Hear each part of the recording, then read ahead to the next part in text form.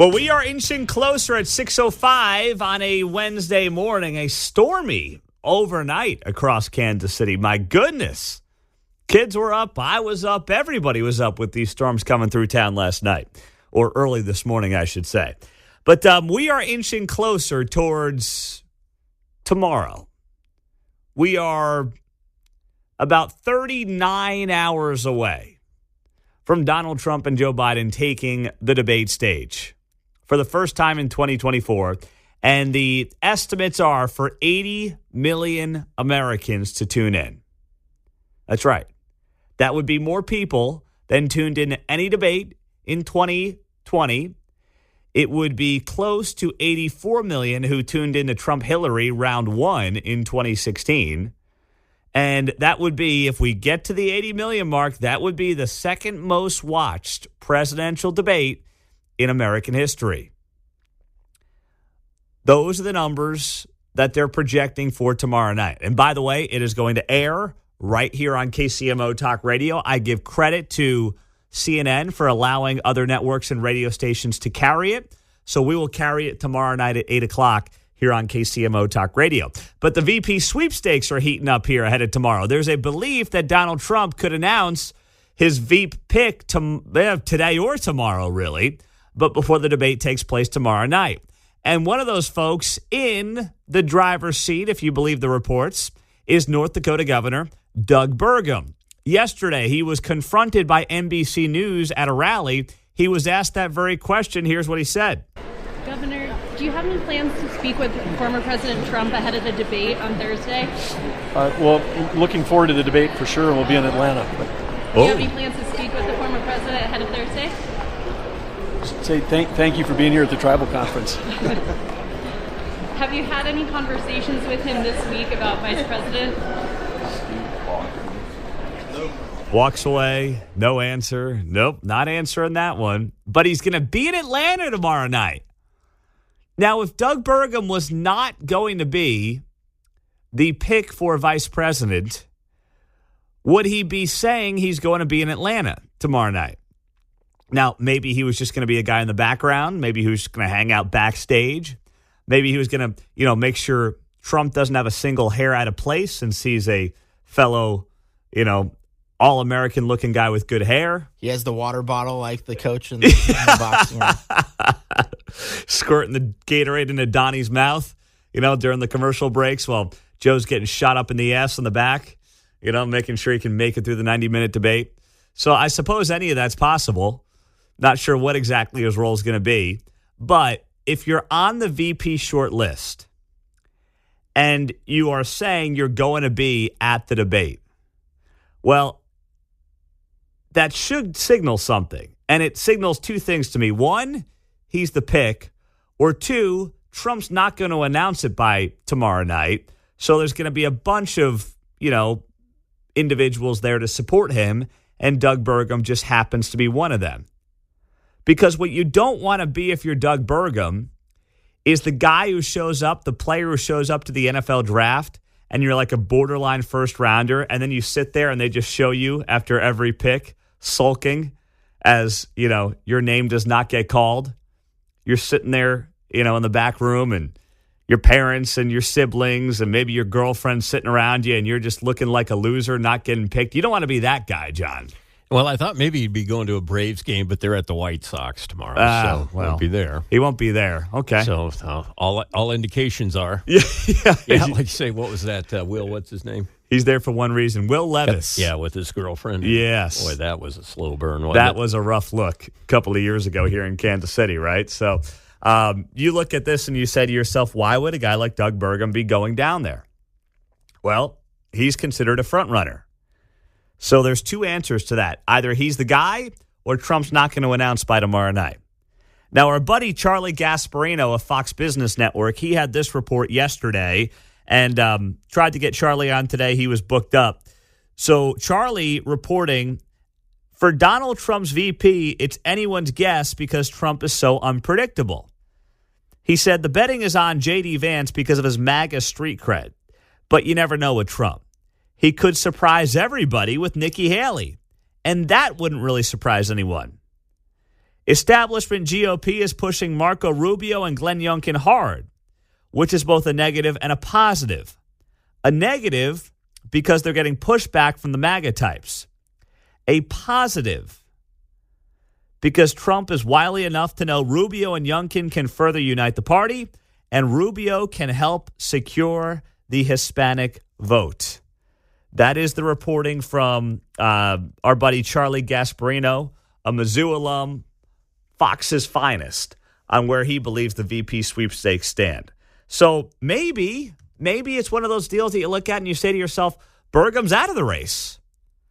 Maybe Burgum was never in the race, and that's why he's going down to Atlanta no matter who Trump picks in the VP sweepstakes tomorrow. Maybe he's just there as a friend and, a confidant. I don't know. But there's so many different reports on this that you got to pick and choose who you want to believe. And Charlie Gasparino is one of these guys who obviously his focus is more on the business side, but he's not somebody who's either diehard MAGA or diehard anti-Trump. He's just kind of right there in between, knows people on both sides of the equation, and also knows a lot of the big donors. And do not kid yourself. The big donors play a role oftentimes in VP picks. Even for a guy like Donald Trump, who you can say he's independent and he's got all the money he needs, he can't be bought. Money matters in politics, especially when you're Donald Trump and you are fighting for not just your political life, but listen, and this is wholly un-American, but Donald Trump in many respects is running for president to in part cure all of these legal issues that his political opponents have thrown at him. It's insane to say that in America, but that is part of the equation. And that may mean that going into tomorrow night, we get a Donald Trump that we've never seen before in our lives. We get a guy that is as calculated and careful and on the ball as he has ever been in his political life, because this is not just about an election. This is not just about running for office. It is literally about whether or not this guy is going to spend the next several years in and out of courthouses around the country, as much as anything else. 913-408-7957. Before we get to the break, let's say hi to Dennis. He's in Bonner Springs. What's up there, D? Hey, Pete, I just wanted to let you know, congratulations on CNN allowing you to stream it, because there's the top podcasters in the country received letters that they wouldn't be allowed to stream it. So they're going to go to alternative, and one of them advertises on your radio station, Rumble, to do the podcast. Well, my understanding is, Dennis, and thank you, buddy, my understanding, and you can listen tomorrow night at 8 o'clock there, Dennis, okay? Yep. Hey, I'm listening probably till it turns sour, and it's you know what show. Exactly right, man. Exactly right. Thanks. Give it about 20 minutes. My understanding is they're letting broadcast companies air the debate tomorrow night, not just CNN affiliates or CNN partners. So that's why we're able to air it. But the catch is, I know a lot of people during debates like to do like a live stream where they comment in and out of the debate. That you can't do. So you can run it as a straight feed, which obviously is what we're going to do, and then we'll react on Friday morning. But I know on the internet, a lot of people like to do like the live feed with them commenting throughout the debate, and that is something CNN is not allowing. But, I give them credit for letting, basically, as I understand it, any major media outlet run the thing as long as you're running it straight through. I had not seen that, though, about some of the podcasts. Coming up on KCMO, it is 6:14 on a Wednesday morning. Crime in Kansas City is trending in the right direction. Or is it that there was only one direction for it to trend? We've got the numbers on it, and by the way, how this is being handled federally, coming up on KCMO. 6:20 on a Wednesday morning after a stormy early morning across Kansas City. We're here with you on 95.7 FM, streaming on the KCMO Talk Radio app.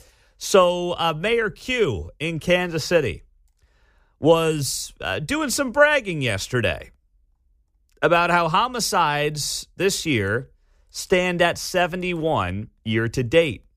That was heading into the Kansas City Board of Police Commissioners monthly meeting yesterday. So last year, Kansas City at this point in time had 97 homicides. So far in 2024, they have 71.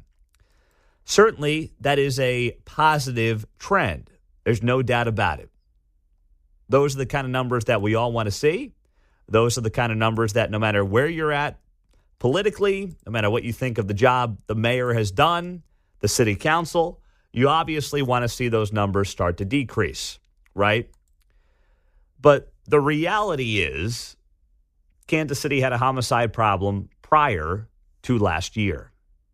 Kansas City set a record homicide year in 2020 and then had another record homicide year in 2023. So it would be naive to say, oh, look, we got it all fixed. Oh, it's all good. I mean, this is exactly the kind of stuff that we've got to be doing. And, we're going to wipe our hands clean and say, we're doing our jobs now in Jackson County and Kansas City. Well, no, there is still a long ways to go. Do not forget, Mayor Lucas said that he wanted to get homicides under 100 for the year when he got in office. Not by Independence Day, not by Labor Day, not by Halloween, for a 12-month period, a 12-month cycle. He wanted to get it down to 100. There's no way. I mean, his numbers have nearly doubled that. Every record has been broken on his watch. Now, is that entirely his fault? No. And I've made that very clear before on this show. As much as many people want to blame him, and there's no doubt he deserves some blame, but most of his blame goes back to 2020. Most of his blame goes back to not standing by law enforcement when the whole country was burning itself down because of, one cop in Minneapolis. And that led to a lawlessness in Kansas City, really the Jackson County part of Kansas City, for basically every year since then. And we've seen homicide record after homicide record. And then, of course, when you're also dealing with, law enforcement who no longer trust the prosecutor's office, you have prosecutors who are more interested in prosecuting cops than criminals, and you have a city council and a mayor that in large part is, if not sympathetic to the Jackson County prosecutor, not willing to call out an incompetent Jackson County prosecutor, fearing in large part a Jackson County prosecutor, not using a bully pulpit against that Jackson County prosecutor. This is what you get. And that has been, for all of the issues involving this city and crime, if you want to point to Quentin Lucas on something, it's not using that bully pulpit and also not advocating for a damn jail. This city desperately needs a jail. Now, that being said, what's going on nationally? Tony's Kansas City shared this link to NBC News from yesterday. Surgeon General, this guy's name is Vivek Murthy. Well, he talked to NBC News yesterday about declaring firearm violence a public health crisis, and specifically geared that towards kids. Here's what he said yesterday on NBC. Gun violence has become a public health crisis in America, and it's one that's having far-reaching consequences for millions of Americans. The highest price that we pay for gun violence are the lives that we lose, nearly 50,000 a year. But we also know that for every one person who loses their life, there are two who are injured to gun violence. There are others who witness these incidents, family members who lose a loved one. There are millions of others who listen and hear about gun violence each and every day. That has led to a collective trauma in our country where now 6 out of 10 people are worried about losing a loved one to gun violence. More than half of our kids are worried about a shooting in school. But perhaps most importantly, and this is really important to me as a parent, gun violence has now become the leading cause of death among children and teens. That was not true a decade ago. It was not true 2 decades ago. It is true today. So gun violence has become a kids issue. It has become a source of trauma to the bodies and minds of millions of Americans. But it is a public health issue that merits a public health approach. And we've taken public health approaches to challenges like tobacco, car accident-related deaths over the years. And we've been able to reduce the toll of those public health challenges. We can do the same thing here with gun violence, and it's urgent that we do so. I don't know about you, but the phrase public health still makes me cringe after and during COVID. It does. I don't want to hear that. Last time you goobers had any power in public health, you wanted to force everybody to get an experimental shot. That was number one. And then the last time you jacked around in a big way with public health, you sent the kids home from school for months on end, which I believe, by the way, is a factor in why you're seeing gun violence at record numbers with young people. It's what I've, talked about for the last few years. When you coop these kids up for the better part of a few years, especially kids in vulnerable communities, they're going to get involved in lives of violent crime. That's what's going on here. It's not happening in Overland Park. It's not happening in Leawood. You're seeing increases in gun violence, increases in homicides of young people in the worst parts of Kansas City. That's where you're seeing it. It's socioeconomic. Why is it socioeconomic? Well, for one of the reasons, when they were vulnerable 3-4 years ago, they were told to go home. And they didn't have a parent to sit at home with their laptop and work next to them. They got involved with the wrong groups and the wrong people, and now they're living lives of crime. So I don't know if Vivek Murthy, Surgeon General, is going to acknowledge any of that. I don't know if he has any interest in that. But if you're going to have an honest conversation about it, instead of just fear-mongering with talking points for NBC News, that should be one of those things that you at least address. Now, as for, homicides at large, here are the numbers as well. And this is a conversation that needs to be had. Gun suicides in 2021 reached 27,000. Gun murders were 21,000. Suicides by gun are up 250% since the late 60s. What are we doing about that? Do we have a mental health crisis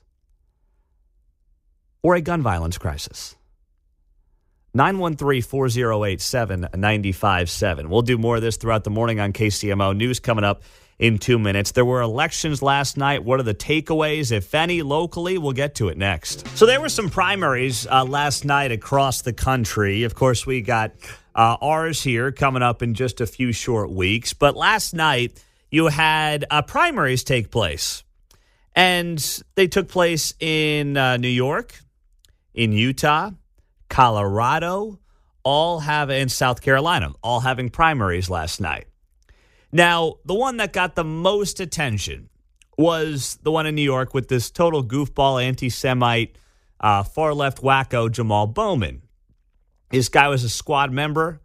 We goofed about it on Monday, I guess it was, when there was the big rally that Alexandria Ocasio-Cortez had with Jamal Bowman in the Bronx. I think it was on Sunday, so we goofed on that on Monday. That was quite a scene. Did you see some of those clips there, John? Oh, I enjoyed them. Oh, they were hilarious, right? I enjoyed much of the commentary on YouTube about them. Oh, they were just... a couple of women saying, she just wants so hard to be cool. She's trying too hard. Oh, my gosh. The hair flip thing. The hair flip. I joked about that on social media. AOC, runs on the stage. You have to see it. Yeah, I can't play the audio. It doesn't do you any good.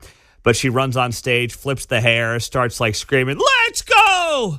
And I was like, if you haven't been to a Politics in a Pint, that's usually how I open them up, Get it's the hair funny. flip. Yeah, it's funny. Having been done a stage announcement at a concert, it's interesting to walk up there and realize that whatever you're saying, you pretty much have people's attention. Might be 20,000 people. Yeah. So it's funny how they felt. they were drunk with that whole thing of rousing up the crowd, just yelling silly stuff and running around the stage like a little kid that had just gotten let out of the house. Exactly what she looked like. Undoes the hair ponytail and then like flips it all around in her face again. Yep. John used to do that back in the 70s, by the way. They're making fun of Jamal with the one sleeve rolled up and the other not. I mean, he looked like a WWE wrestler up there. I was sure he was going to grab himself. I don't know how many times? I'll bet he stopped himself from doing it. So this that guy hand went down there like, ooh, Jamal Michael Bowman. Jackson. Exactly. He's the guy who, pulled the fire alarm back in the fall when they were going to vote on voting on the budget back in October. Just that was now him. Realize that makes this even better. Yes, that was him, Jamal Bowman, the guy who pulled the fire alarm at the Capitol last fall.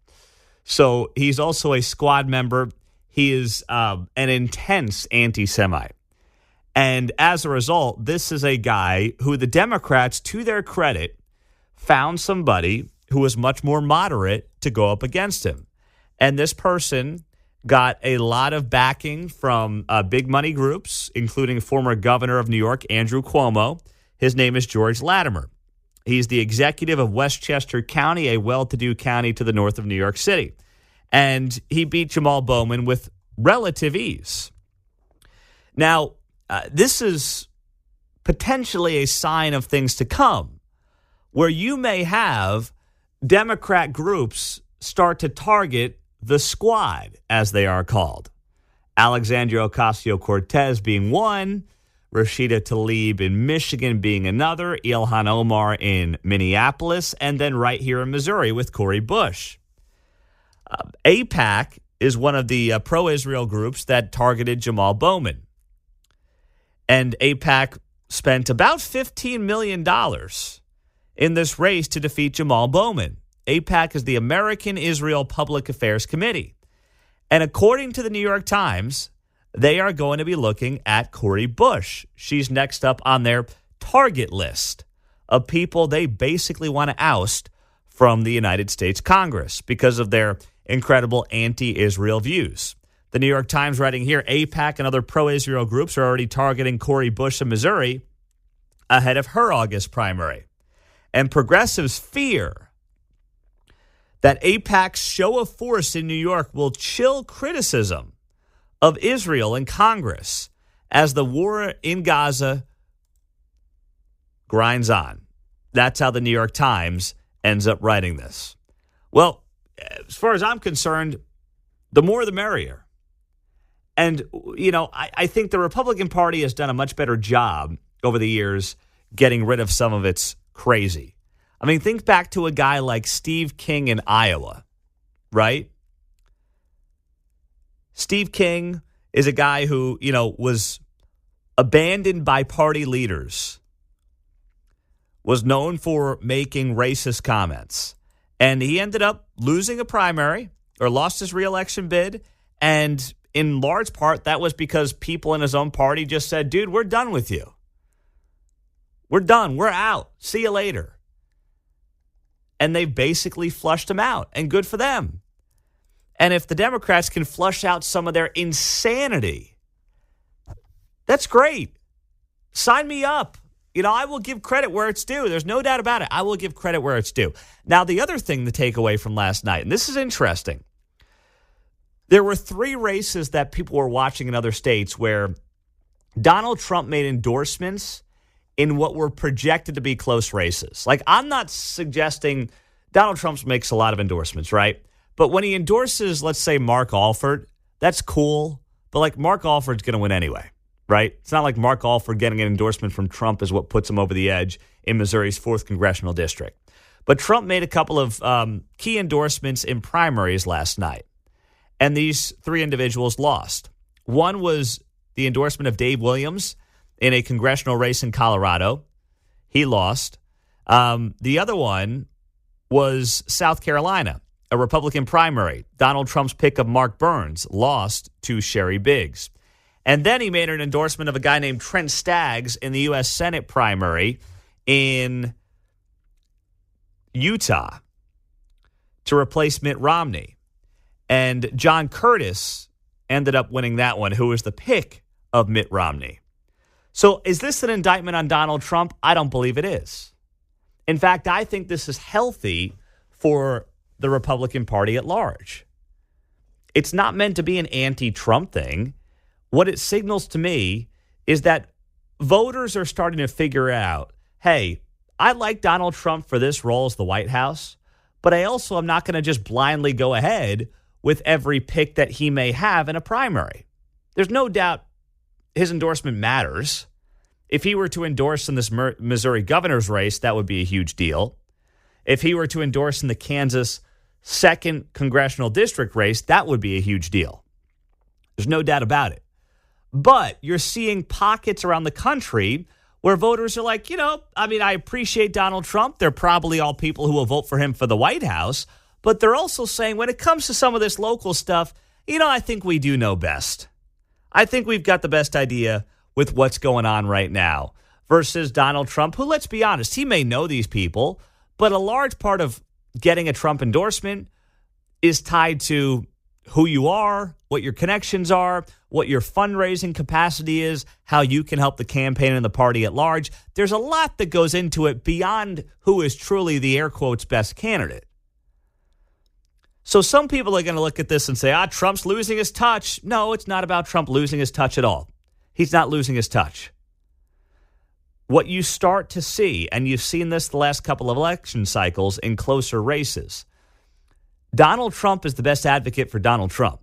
There are millions of Americans who will vote for Donald Trump, but at the same time will vote for somebody else who he did not back in their local congressional race or their local U.S. Senate race.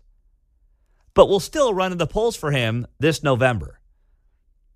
So it's more nuanced. Some people are going to say that everything Trump touches turns to gold. Some are then going to say in turn, he's losing it, man. His picks aren't doing well. No, this is healthy for any party.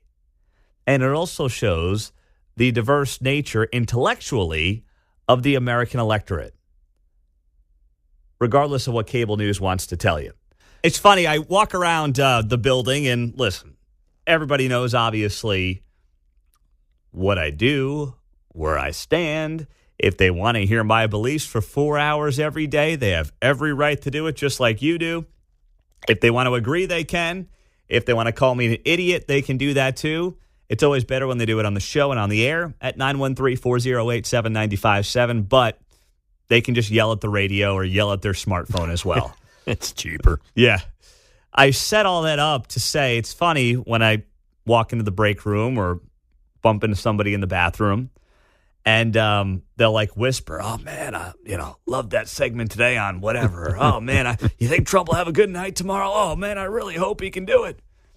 And they kind of whisper it, like we're in some secret club. It's like, no, you're probably voting for a guy who's got at least a 50% chance to be the next president. Like, you don't have to whisper it, okay? Like, we're not, Jews in Hitler's Germany here, all right? We can just, talk about this. If you want to talk to me about it, you know where I stand. So we're okay here. We don't have to, whisper. Oh, we whisper around the hallways. We are the only show that comes wrapped in plain brown paper wrap. Well, so that's true. People don't know where it came from. Yeah. So I did notice that. I know what you're saying. I say all that because last couple of days it's been a lot of how's Trump going to do? What do you think? How's he going to hold up? Oh, man, I hope he smokes, Grandpa, the whole deal. And I was thinking about it yesterday when I was having this conversation with somebody in the building. And I thought there is a downside to Donald Trump doing too well tomorrow night. There is a chance that if Donald Trump just totally cleans Joe's clock and he's articulate, he's unemotional, if Joe has, one or two of his 5-second brain freezes, if it's a complete and utter disaster for Biden tomorrow night, he's not making it to Chicago for the convention next month. He's done. And that's why if you are a diehard Trump fan, or you just want to, 4 years, pent-up energy, you're sick of this guy, everything that he's done, you do not want tomorrow night to be a bloodbath. Figuratively, of course. You don't. You shouldn't want that. You want Trump to win. You want Trump to perform well, but you don't want Joe Biden to be embarrassed. If Joe Biden gets embarrassed, they'll pull the plug. There's a reason this debate is when it is. Why would Team Biden have proposed a debate for June? Because this gives them an opportunity to get out from under the guy before the convention next month. Now, if you want to be naive, well, they just want to debate. The sooner the better. Get them on stage with the big guy. Let's get the ball rolling. We all know who the nominees are going to be. No, come on now. Please. Might have been born at night, but it wasn't last night. These debate rules, locations, moderators, all set up by Team Biden. They threw out these debate times, dates, locations to Trump, and Trump accepted them on the spot. But they carefully crafted and coordinated everything about these debates. We have never had a presidential debate this early. Why would they want one? It gives them time if things are completely disastrous tomorrow night for them. And Donald Trump needs Joe Biden. Donald Trump shouldn't want anybody else. Kamala, Gavin, anybody. He should want Joe Biden. He needs Joe Biden. And that's why it's one of these things where Trump probably wants to play some rope-a-dope tomorrow night. He wants to make sure that Joe is shaky, but he does not want to win in a first-round knockout. He wants to string this thing along. He wants to get through the convention knowing full well, barring some unforeseen health issue this fall, that the ballot's going to be on November 5th with the names Donald J. Trump and Joseph R. Biden. That's what he needs, and that's what he should want. And that's why there is a downside to potentially a guy like Donald Trump just having too big of a win tomorrow night. I'm just saying that is possible. And I was suggesting this to someone yesterday in the halls as we were whispering, "Hey man, what do you think? What do you think?" And I'm like, okay, just let's think about this and let's go through this. And I was like, you know what? We haven't talked about this on the air. So now here we are at 9:10 doing it. 913-408-7957. That's our text line here on KCMO Talk Radio. Pete, if not Joe, then who? Don't throw out nonsense without giving us the option. I'll give you a who. I got a who right here for you, okay? Here's a name that is just starting to pop up.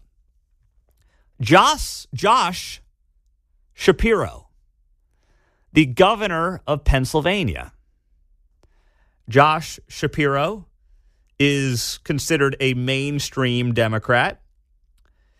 By the way, born in Kansas City. I will add that as well in case you didn't know.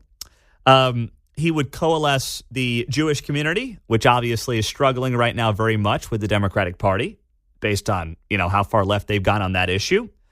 He would lock down a perceived swing state in the state of Pennsylvania. He comes off relatively harmless, and really no one really knows a lot about the guy. And only 51 years old. Exactly right. He's got all those boxes checked off.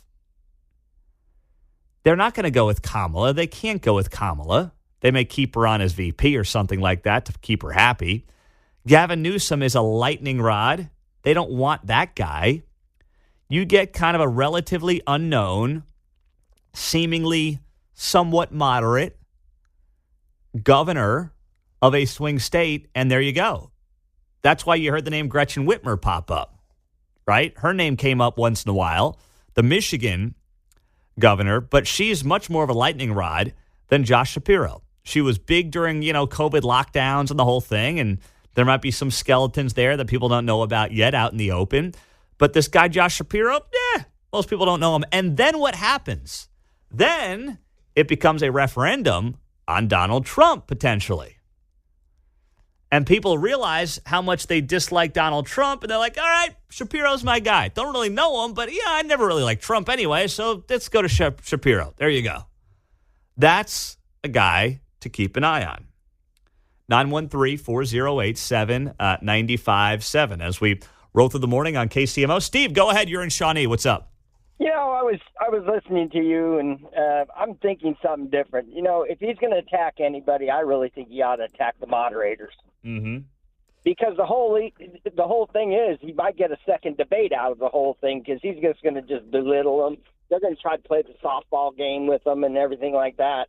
And they may get so riled up they say, you gotta have a second debate, Joe, because they made fools of us, And you remember in the debates back then when he went up against Biden, he really belittled the moderators. I mean, he got on their case. Yeah, yeah, and that would be awesome. And it'd be so much fun. It'd be entertaining. I don't mind if he drops, thank you, Steve, a fake tapper or two out there. I wouldn't mind one of those instead of a Jake. Give me a fake tapper.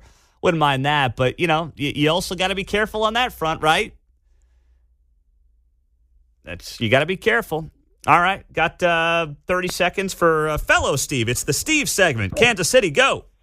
Yeah, don't play around. Go to the first round knockout. Go to absolutely clobber him into submission. The media will take it, any instance and prop Biden up. Don't go mention the girls that are getting sexually assaulted by Venezuelan gangs. Keep attacking on his policy. His policy has facilitated these crimes against these 13-year-olds. That'll swing some women in Johnson County. Don't play around with letting Joe Biden hang around. Steve, what I would say to that is I didn't say avoid the facts. I didn't say don't hit him between the nose and between the eyes on the facts, which you are doing on the issue of immigration.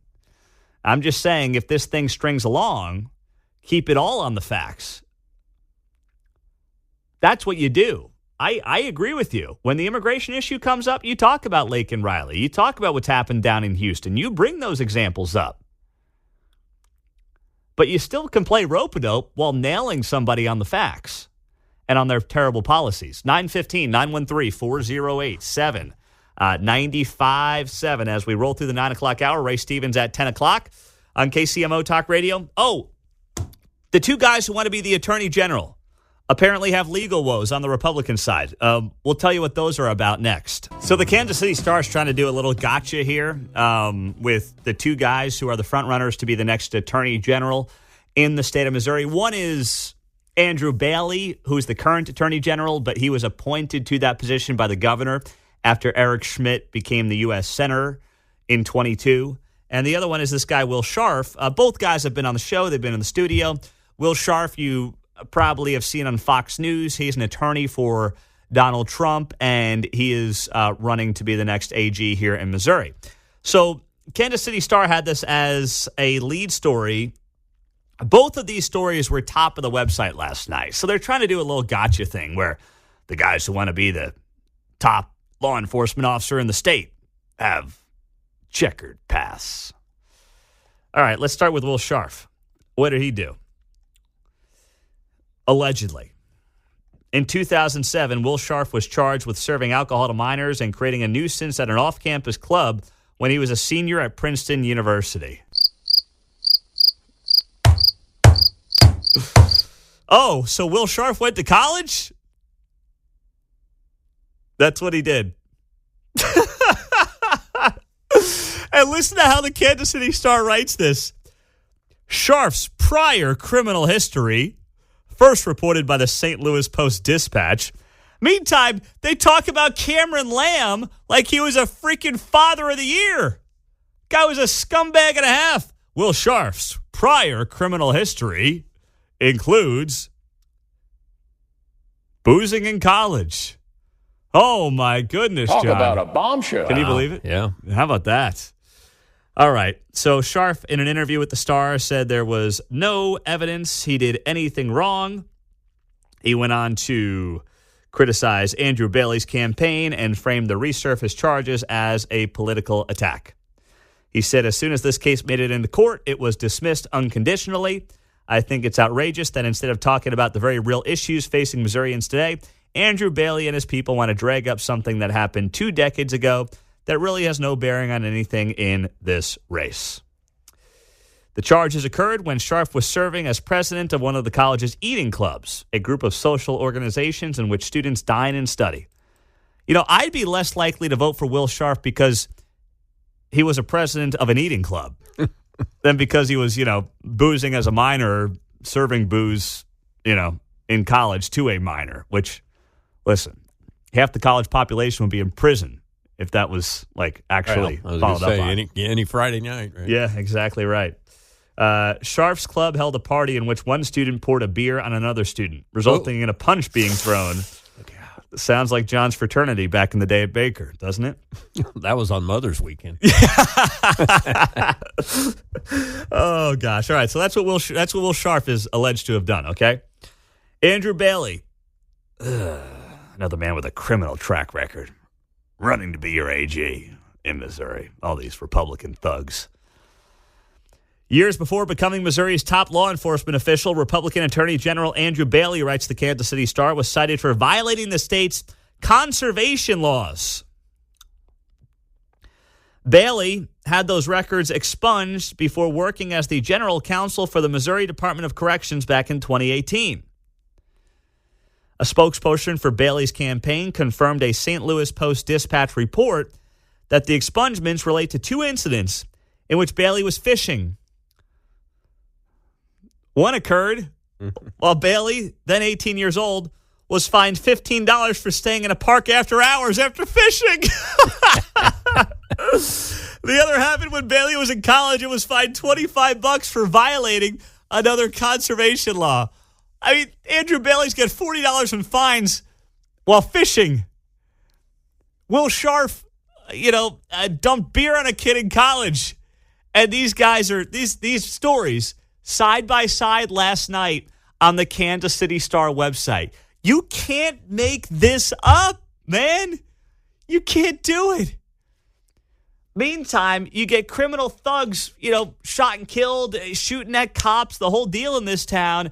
And, they post selfies, and the Kansas City Star takes pictures of them from the one time they saw their children in the last 5 years, as if they're somehow upstanding citizens. But boy, Andrew Bailey, fishing after hours at a state park. Oh, man. How dare you? Oh, gosh. Are you kidding me? Will Scharf, drinking beer in college with an underage kid? Oh, man. Oh. That led to an He's incident. a sick guy. Yeah, that led to an incident. Yeah, that's it. That led to an incident. That's right. Yeah. Oh. Did they write anything on that gross guy, the Democrat? I don't even know. Nothing I've seen yet. Who knows, man? Who knows what he did? I just saw this guy's name for the first time. So. Yeah, I never even heard of him. Because the reality is whoever wins this primary is going to be the next AG.